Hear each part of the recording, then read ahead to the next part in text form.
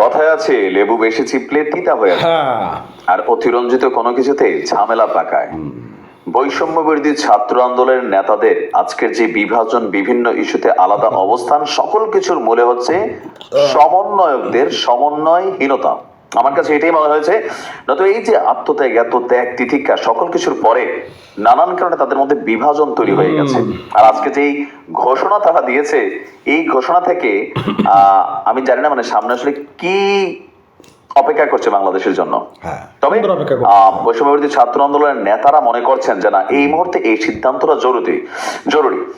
দেশের চলমান পরিস্থিতি পর্যালোচনা, আসন্ন কর্মসূচির রূপরেখা নির্ধারণ এবং কেন্দ্রীয় ও স্থানীয় সংগঠকদের মধ্যে সমন্বয় বৃদ্ধির লক্ষ্যে কেন্দ্রীয় সমন্বয়কদের নিয়ে সভা ডেকেছে বৈষম্য বিরোধী ছাত্র আন্দোলন।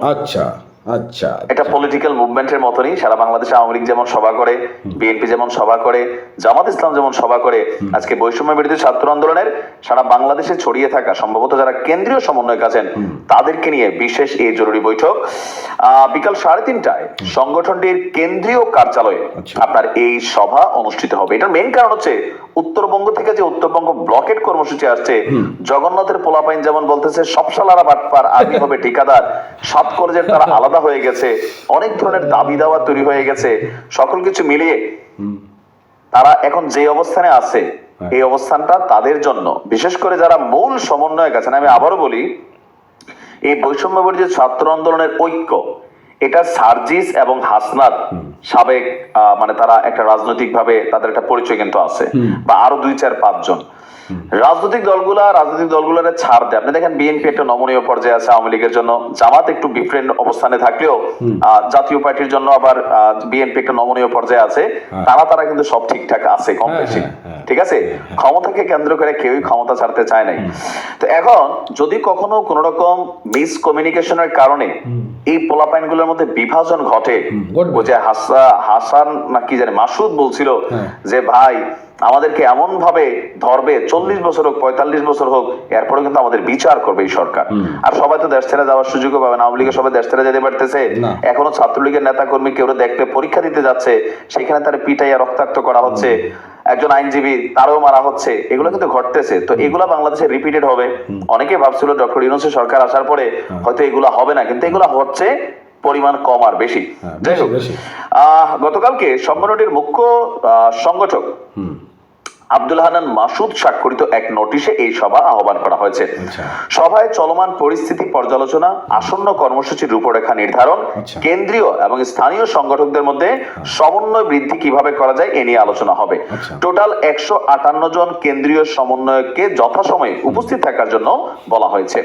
ইভেন চলমান পরিস্থিতির বিষয়ে প্রাসঙ্গিক প্রস্তাব বা মতামত সঙ্গে আনা এবং নির্ধারিত সময়ে উপস্থিত থাকার জন্য বলা হয়েছে যে ন্যায়ের পক্ষে, বৈষম্যের বিরুদ্ধে, শিক্ষার্থীদের স্বার্থ রক্ষায় দৃঢ় প্রতিজ্ঞ আমরা।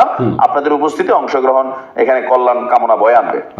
উত্তরবঙ্গ 4টা বিভাগ আলাদা হয়ে গেছে এই মুহূর্তে, সবাই কিন্তু একটাই অবস্থান নিয়ে নিছে।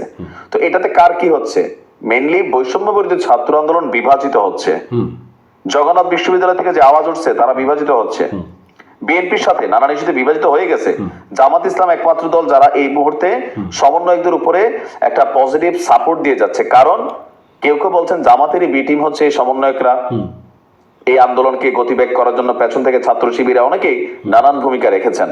তো এখন এখানে যে বিষয়টা আলোচনা হতে পারে, গতকালকে যখন এরা একটা স্ট্যাটাস দিয়েছে যে যুদ্ধ শেষ হয় নাই, এখনো চলমান, ফেসবুক প্রোফাইল লাল করা হচ্ছে, অনেক সমন্বয়করা বলতেছেন সরকারকে গদি থেকে টাইনা হেসরাইয়া নামানো হবে। এখন কি আবারও কোন আন্দোলনের রূপরেখা আসতে যাচ্ছে? আবারও কোন যুদ্ধ? যেহেতু হাসনাতরা লিখছে যে যুদ্ধ শেষ হয় নাই, খেলা হবে, সাইদ কি মুগ্ধ চলমান শেষ হয় নাই যুদ্ধ এরকম দিছে। তো আবার কোন যুদ্ধের পটভূমি রূপরেখা আনতে যাচ্ছে? মানুষ কি এগুলো এখন আর নিবে? এখন কি আসলেই সাধারণ ছাত্র জনতা তাদের সাথে কানেক্টেড আছে? আমরা তো স্পষ্ট দেখতে পাচ্ছি বিভাজন, ক্ষমতাকে কেন্দ্র করে, নানান কিছুকে কেন্দ্র করে। তবে তোমরা যাই করো, একটা জিনিস খেয়াল রাখবা, পাবলিক সিম্পেথি যেটা পাইছো এটা কিন্তু আস্তে আস্তে কমে গেছে। যেমন বন্যার ত্রাণ কালেকশনের জন্য প্রথমবার মানুষ যেমনি দিয়েছে, উত্তরবঙ্গের জন্য তোমাদেরকে ফান্ডিং কালেকশন করার সাহস পাও নাই।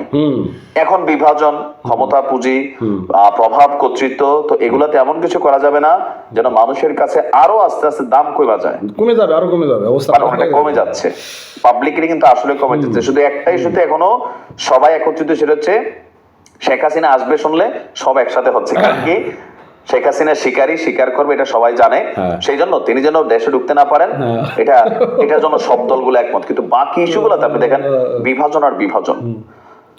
তো যাই করুক, একটু মুরব্বীদের পরামর্শ নিয়ে করা উচিত আমার মনে হয় আর কি, যে নয়তো পরিস্থিতি আউট অফ কন্ট্রোলে চলে যাবে। ভালো থাকবেন, আসসালামু আলাইকুম।